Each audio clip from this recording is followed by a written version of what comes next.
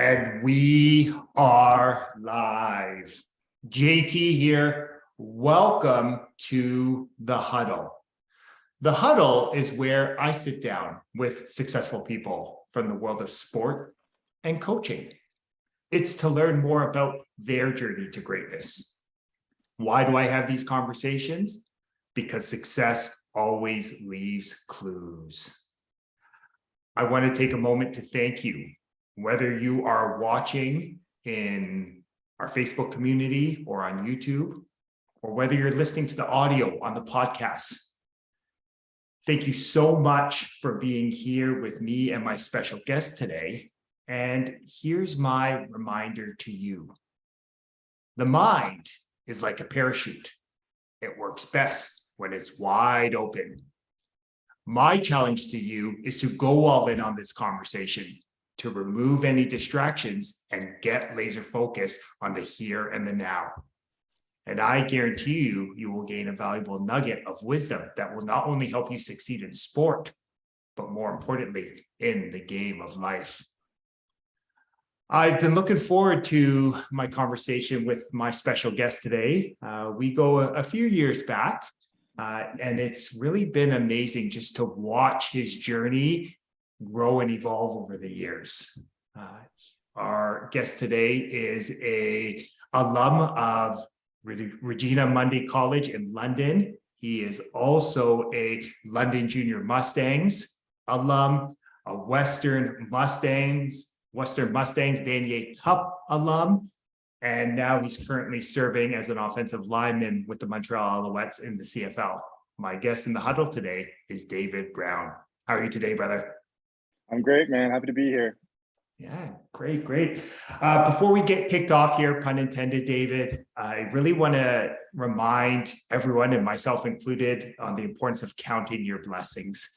And I'm a firm believer that the biggest blessing you can give anyone is your time and energy. So I just want to thank you again for giving me and our community some of your time and energy, especially as we head into playoff season. So thanks again, brother. No problem at all, man. Absolutely. I'm happy to give you whatever I got. Okay. So what I always like to remind people is that life is a game and games are supposed to be fun. So I'm curious, what's an interesting fact? I had a coaching colleague that used to say, we all have our quirks. We always have these things that make us unique and different. What's an interesting fact, some may call it a quirk, that maybe a lot of people don't know about you, that you'd be open to sharing with our community? Interesting fact about myself. I'd probably say that I didn't play offensive line until I was 18 years old. I actually was a receiver, trying to run routes, catch balls, do it all, thinking I was an athlete. And then I kind of grew into this, like larger body. And I was still, even in grade 12 at Regina Mundi, I was probably 6'5", 210 pounds, like just, soaking wet. I was not a very big guy. And I remember I was at the original Junior Mustangs tryout back when it went from the London Falcons to the Junior Mustangs. And it was when Chris Bertoya was the head coach. We were in the training camp phase and we were doing a stock blocking, like kind of one-on-one kind of situation. And, it became pretty obvious that I had some blocking skills and I was able to do that. And I remember Bertoya took me in after practice and he's like, hey, listen, like, I think the way he put it, he's like, I think if you put your hand in the dirt, there could be a pretty good future for you. So I was always very thankful to him for having that foresight and being able to kind of see the future and say, okay, maybe receiver's not where this guy is best fit. Maybe we can have him play some tackle and, fill out that frame and, how things work with the O-line. And I first started playing tackle, then I got slid into guard, and then now I'm playing center. So just a natural progression, going from the outside all the way to the inside. And it's probably something that not many people would know, especially about, in a CFL offensive lineman, but it's a humble beginning and I'm pretty proud of it. Awesome.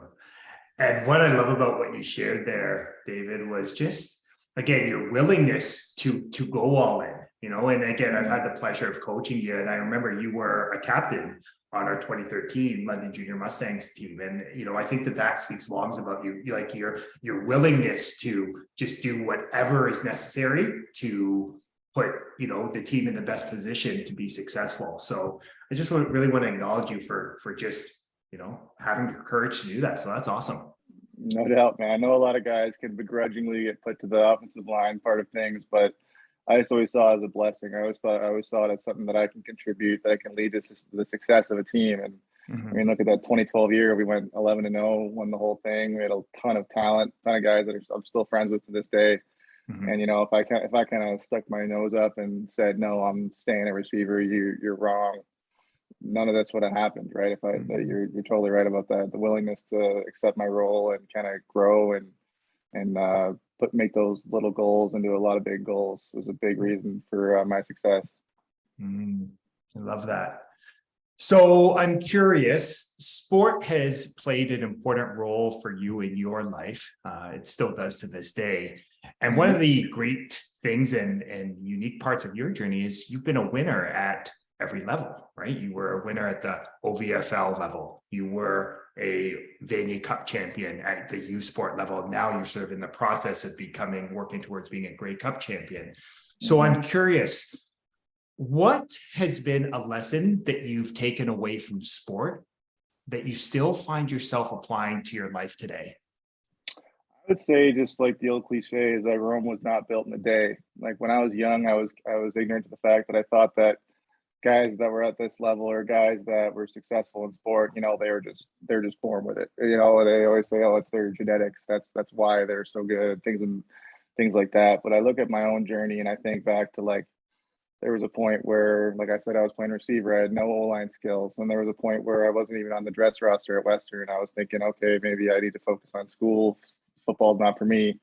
And there was a point where, you know, I was cut by a CFL team and I was thinking, okay, you know, teaching's not for me, things like that. Like, I just think that people look at people and think that, like I said, they were just born with it. They got it. You got it or you don't. But that's not necessarily true. You know, if you can Mm, really refine your skills and put in the work to have the body behind it, anything is possible. You know, like mm, I think my story really reflects that. I think that if you just allow yourself to, you know, get 1% better each day, or you know, make one mistake, and then you know, just have the mental fortitude to just never make that mistake again, and just keep building and keep moving forward. You can become a really, really good player, and you can become a great person as well off the field. mm.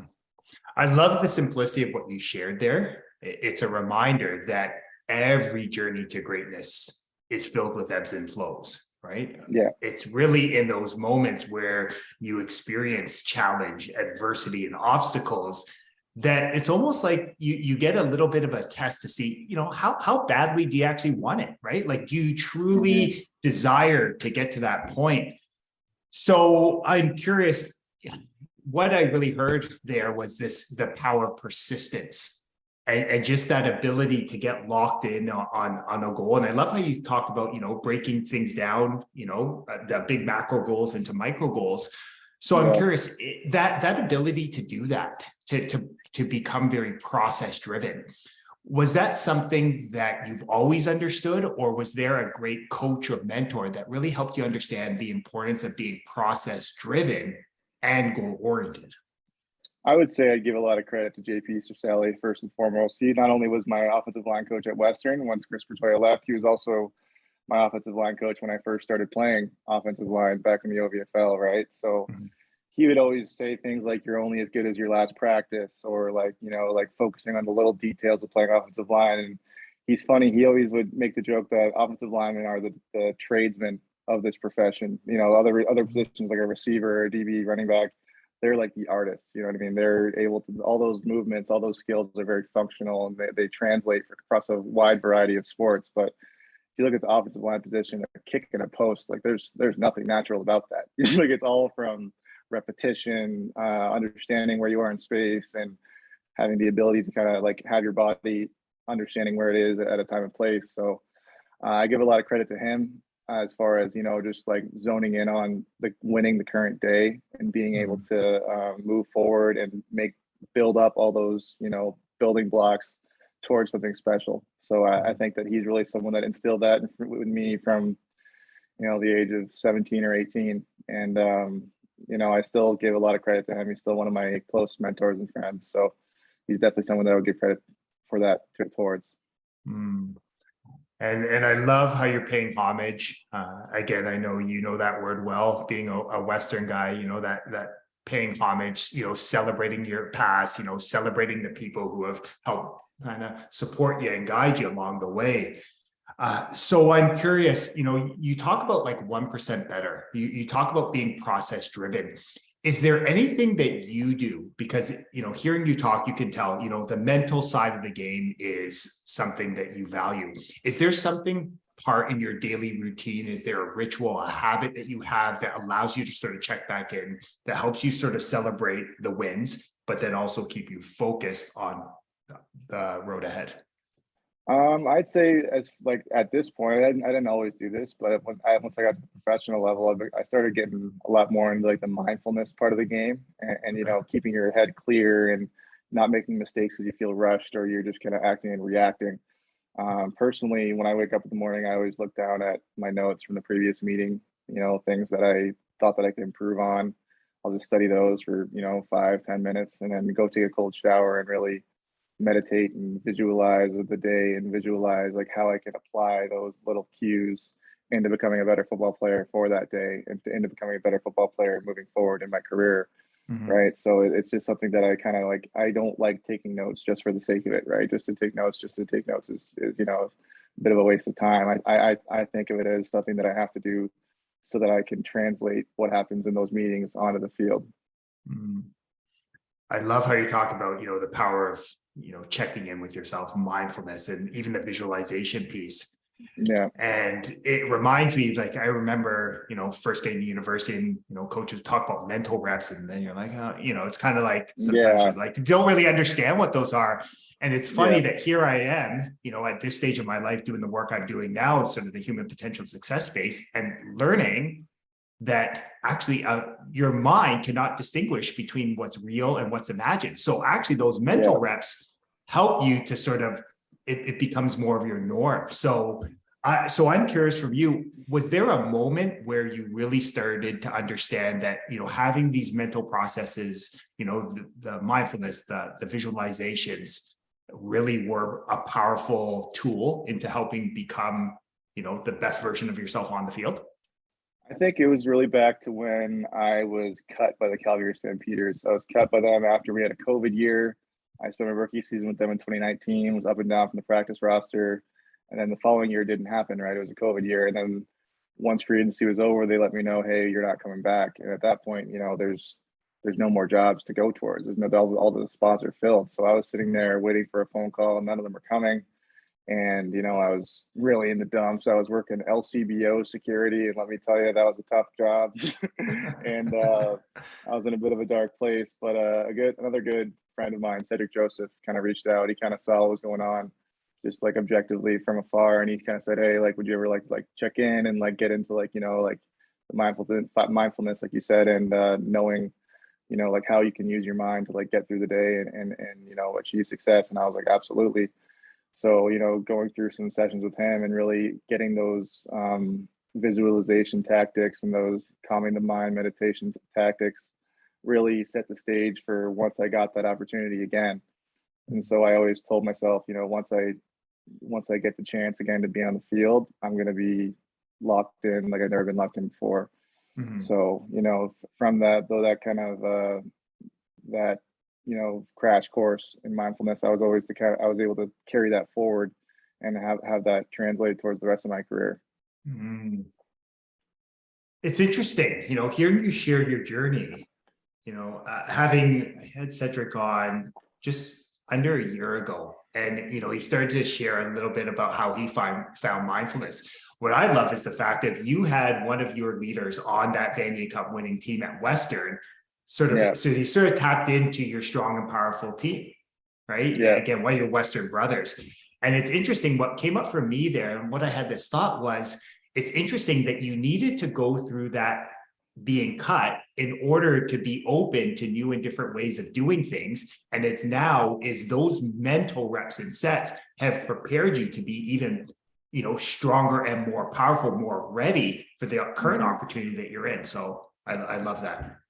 Absolutely, man. A lot of my success is credited towards Cedric. He really did a lot for me, did a lot for my career, not only in football, but my relationships, how I am from day to day. I thank him a lot for just, keeping me on the right path and keeping me having the best mindset I could possibly have. Mm. So I'm curious, one of the, I always knew you were tough, and you were someone that, okay, he is someone that people will follow, into the fire. And I remember again in the Vanier Cup where, you had a pretty extensive knee injury, in the first half of that Vanier Cup. So I'm curious, of all these, let's say, bumps in the road, all these adversity, was there one opportunity where you kind of realized, hey, I overcame that? So there is, there is nothing that's ever going to stop me from living out my dream of being a professional football player. I think the Vanier story is definitely up there for me. Absolutely. It was the second play of the game. I heard my knee pop. I've had an ACL in the past too. This was the other knee. So I knew the feeling. I knew what it was. I knew kind of what was in front of me. But I remember right before that game, Paul Gleason gave a really great speech about the 300 Spartans going into the Battle of Thermopylae, about how like they had this tradition of either you come back with your shield or you come back on it, pretty much meaning like, but strap it up. We're going to do this thing, whatever it takes. And I remember the knee happened. I knew that, I was a part of that team that we couldn't really replace at the time. So I just kind of thought to myself, all right, with your shielder on it, I just kept pushing forward, using whatever adrenaline I could use as a boost and just trying to, grind through it and help the team to ultimate victory. So it was definitely a feeling where, later in my career, guys would come to me being like, did that really happen? Like, like, is this the way it really went down? And I say, like, if I heard it from someone else, I would think it was crazy, but it is kind of my story. It is something that, I just thought to myself, hey, you're in this moment. You worked so hard to get to this moment. Don't let this moment pass you by. If there's anything you can give to this team, give it.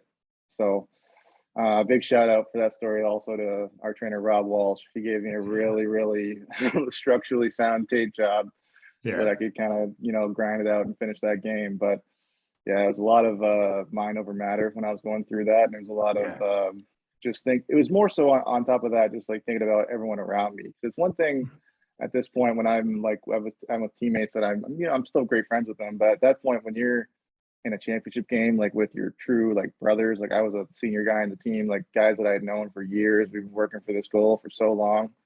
There's nothing that was going to get in the way of, at least giving it a shot to achieve that ultimate prize. So, yeah.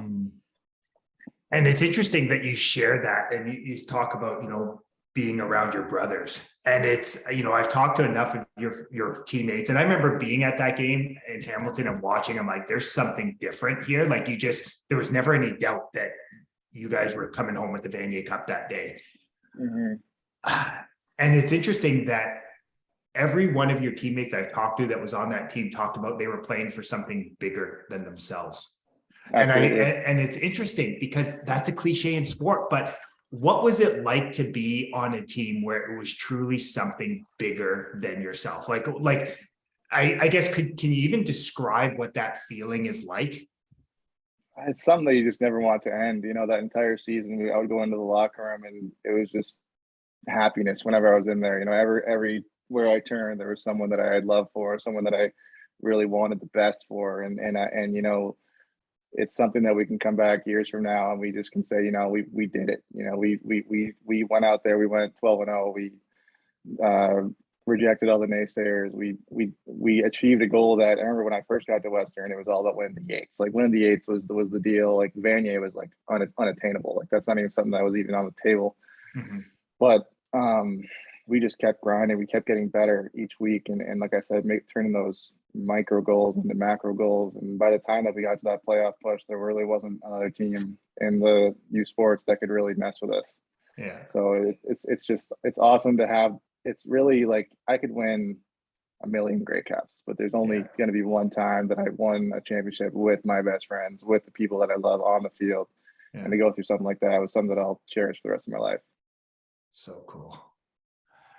So I'm curious, what is it like now? Again, you've moved on to the next adventure in your life and you're playing at the highest level.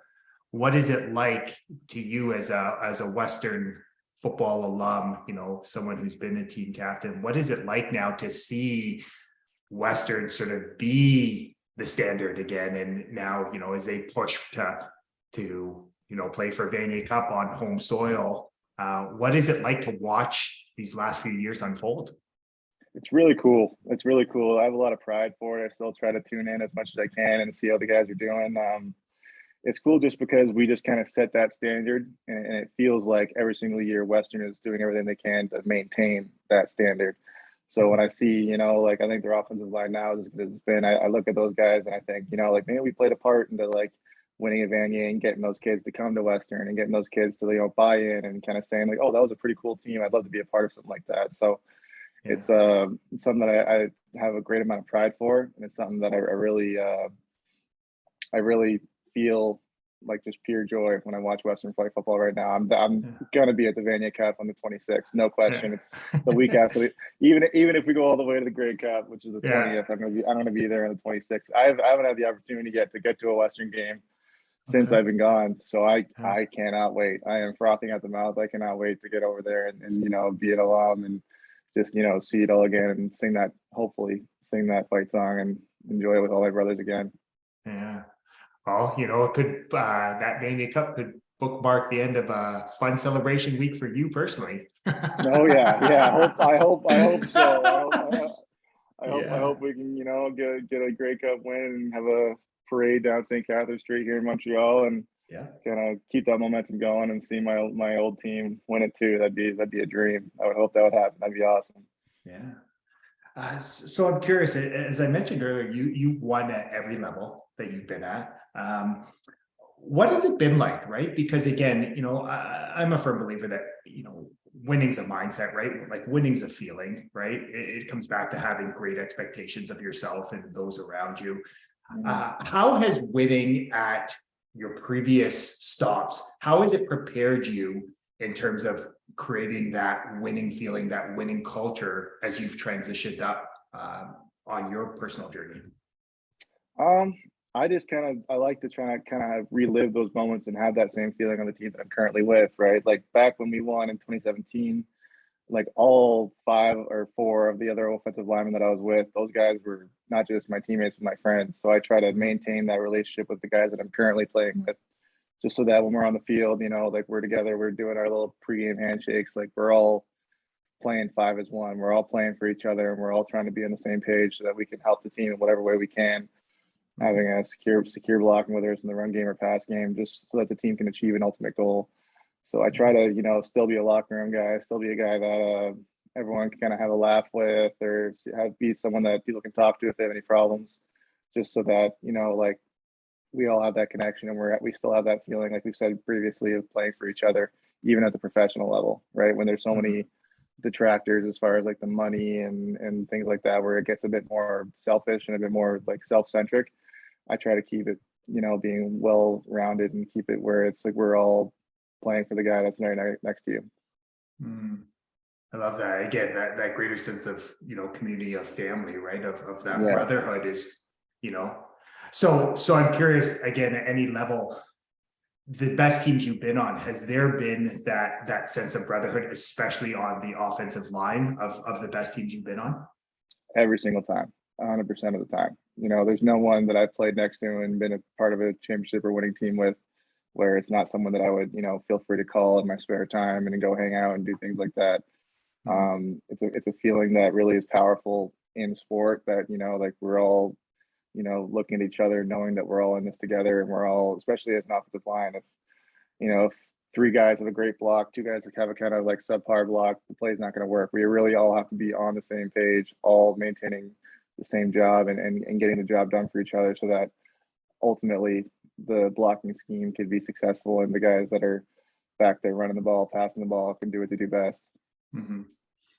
So it sounds like, again, it comes down to like trust. You got to trust the person beside you. You got to trust your brother beside you that he's going to do his job, so you can do your job. Absolutely. 100%. Especially on the offensive line. Yeah. Okay. So I'm curious, part of your journey has been unique, and this sort of just reminded me that you spent some time down south playing in the spring league. So I'm curious, like, have you noticed a difference? Because again, you're not only are you a high quality athlete, but you've been around some high quality athletes.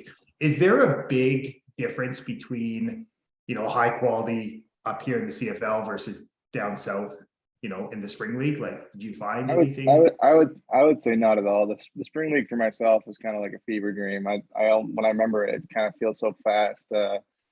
In that moment, I was still, waiting for a job, waiting for a phone call from my agent, and he called me one day and he kind of told me the same old spiel, saying, "Hey, like someone will get hurt in training camp. That's when you get your call. That's when you'll get your chance." And I'm sitting there on the phone, being like, "Man, that's not what I want to hear." But okay, like keep moving forward, keep being in the best spot I can be for when that chance comes. Mhm. And then I remember he asked me on the phone. He's like, "What are you doing this weekend?" I was like, "Oh, I'm going to visit my dad in Connecticut, and I'm going to visit my dad in Connecticut." He's like, "Oh, your dad's American?" I was like, "Yeah, my dad's American, mom's Canadian." He's like, "Oh man," he's like, "Dude, that changes everything." Like he's like, like there's leagues like the spring league or the arena football league that they wouldn't bring a Canadian down because they wouldn't want to pay for the visa. If when they don't have to, they can just scoop another American. But if you already have that American citizenship, like this can really happen for you. And I was like, "Oh, okay, that'd be sweet. Make some calls. Awesome." So then within an hour, I get a call from the spring league being like, "Hey, we need a left tackle." And I'm sitting there like, I haven't played left tackle since I was in college, but I'll give it my best shot. Went Yeah. down there, was able to secure the spot for the game, and then after 1 week, even though it's like an 8-game season for them, I was just there for 1 week. I played one game, and the next day, Montreal called and said they wanted to bring me in. A couple days later, Saskatchewan and Toronto also called, but I was already signed up with Montreal. Yeah. So as far as the talent level, I would really say that in the CFL, the guys that are playing are all at the same level as guys that are down south. Absolutely. I think Yeah. that guys that come from Canadian universities, like we're all talented, but we just haven't had the same development that a lot of those guys that are American rookies that come up here have, where they've Yeah. played D1 or played in a couple training camps or a couple of years in the NFL. But I think that the big thing with Canadians is that once we get our chance and once we keep getting better, everyone that's on the field that's playing and starting is on the same level, and we're all on the same, plane there. So I Mhm. think that uh, I would compare playing at a starting caliber in the CFL to any football across the world. Really, I really think that the CFL is a really strong game, and it's been around this long for a big reason, right? Like it's been around Mhm. what 100 plus years. How many Grey Cups has there been? Like 110, something like that. Mhm. So yeah, I really like the product that the CFL is putting forth. I enjoy the talent level. Like I know when I was down in the spring league, it felt like it was like all the American rookies that I would go against in the CFL. It was like if Yeah. all those guys were kind of congregated together. Like there were some good, some great, some subpar, but the guys that you see like on game days in the CFL, those are like the top tier of the guys you'd see in the spring league. Yeah. I love that story. Again, it was interesting. I remember, I feel like we were chatting over Messenger. I remember, like, for some reason we had chat that week, and I remember you said, "Okay, just got called. I'm off down south." And I just, how cool is that? And Oh, it was crazy. what I love though is the fact of a simple conversation, right? Like, again, you're staying ready, you're putting in the reps and the sets, and then all of a sudden a chance call from your agent, and you happen to share that your dad was American, and all of a sudden the opportunity is there. So simply by you picking up the phone, having that conversation, it opened up an opportunity down south, which then propelled that self into your current opportunity, in the Absolutely, CFL. man. It's crazy. Like, Absolutely. Yeah, my agent always says he's like it's the best thing that ever happened to you, really, because yeah, my opportunities might not have been the same if I was to return to Calgary, but in Montreal, just the way things have worked out. Now I'm starting at center, and everything's in front of me. So mhm. who's to know if that would have happened with my previous opportunity in Calgary? I'm really thankful that I'm in Montreal and that things worked out the way they did, and Mhm. it's closer to my family as well. My dad in Connecticut, it's super close. He can drive up like 4 hours. He's here, and I'm also on the East Coast, so I'm close to my family in London. So it's really worked out really, really awesomely for everybody. Nice. Okay. So I want to be respectful of your time, especially during as you prep in for the playoffs. So I'm curious, depending on when people are listening to this, we are entering, fall football season. Playoffs are in full swing. I'm curious, what piece of advice would you offer, maybe someone that's a little bit behind in their journey? Maybe they're a high school athlete, maybe they're a youth sport athlete, and maybe they're experiencing, some adversity, some challenge, some obstacles. What is one piece of advice you would offer them just to help them get back on their feet, so that they can go back on their journey to greatness?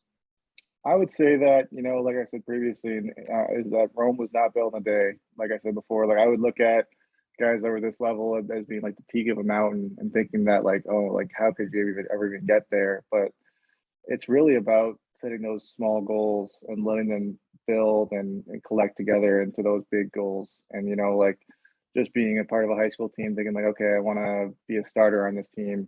Once you're at that level, okay, I want to be an all-star. Then you go to college. I want to be on the dress roster. Okay, I want to be a starter. Okay, I want to be an all-star level player, helping towards the championship team. And then like all these little goals are just, they're there once you clear the previous goal. So even though, that mountain might be very tall to climb, just putting one foot in front of another and getting to, each little step on the way is really how you end up getting to the point where you're looking back and you're saying, wow, I've come so far.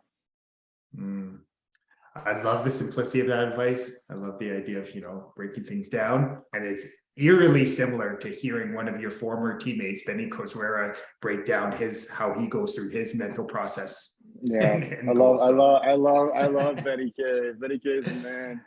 Yeah, that's awesome. I'm happy for his success too. Yeah, awesome. So I'm curious, is there anything that we can do to help and support you as you venture down your own journey to greatness? Like I just appreciate any support I get from the London community. Like I'm not gonna forget where I came from and forget those, those moments where nothing was certain in my career, and so many people in that London football community, which is really strong and large when you really think about it. There's so many little like people that really help and mold so many minds on the way to achieving their goals. So, like just being a part of that community and being able to give back and being able to eventually, I hope, coach once my football career is done. It's something that I really take pride in and something that I really love to see when people from London reach out and they, are happy about what I'm achieving. It really feels like it's not just for me, it's something bigger than me. It's something that, like that I can help build towards the other kids that are in my situation are able to, move forward and achieve some kind of success. I love that. And I love how it comes back to something greater. You are a shining example of what could be. And I know that there are so many, young athletes in the London community that see what you're doing and just, you're showing them what's possible when you go all in and truly bet on yourself. So I think it's awesome, brother. So thank you for that. Thank you, man. Yeah. So, David, I really want to take a moment to acknowledge you. I want to acknowledge you for the great man you are, the great son, the great brother, the great partner, but more importantly, the amazing human being you are. I often think of you, I remember this in 2013. I remember losing a conference semifinal to the Essex Ravens. And I just remember seeing you there, that you were the first one. Like, I mean, there were some of your, brothers on the team, some of the coaches that were feeling very distraught, and you were the first to galvanize and bring everyone else in and just, bring everyone together. So that to me is one of those lasting memories, of you and just how much of a team player you are. And then seeing you be part of that, winning that Vanier Cup, in 2017, again, it's been awesome to watch your journey. I just want to acknowledge you for the strong and powerful leader you are, brother. I appreciate that, man. I appreciate that a lot. It's not just me. It's values that my mom, my dad, everyone around me, my coaches, including yourself, have really instilled in me that, regardless of what happens in the scoreboard, football is bigger than that. Football is really life in a lot of senses. So even when things don't go your way, let's just get together and be grateful for, the blessing that we have to play this game and to make those connections and know each other. And like I said, a lot of people that I've played with throughout my career are people that are still my closest friends, right? Mm-hmm. So I'm really thankful for the entire journey and thankful for everything that's come along with it. Absolutely. So folks, David dropped so many valuable nuggets of wisdom that will not only help you succeed in sport, but more importantly, in the game of life. But as I remind you every time in the huddle, knowledge is potential power. It's the consistent and focused application of great knowledge that actually creates great results. So my challenge to you is to take one of these valuable nuggets of wisdom and go apply it to your life today. And as I remind you every week in the huddle, you are deserving of greatness. You are worthy of greatness. You are greatness. My only ask from these conversations is, if it resonated with you, if it touched your heart, then please share it with a teammate, share it with a loved one, share it with a friend, share it with someone you feel that needs to hear this message. The more people we have understanding these simple ideas and applying to their life, the more bright this world will be. As always, I look forward to chatting with you next time in the huddle. Have a blessed rest of your day.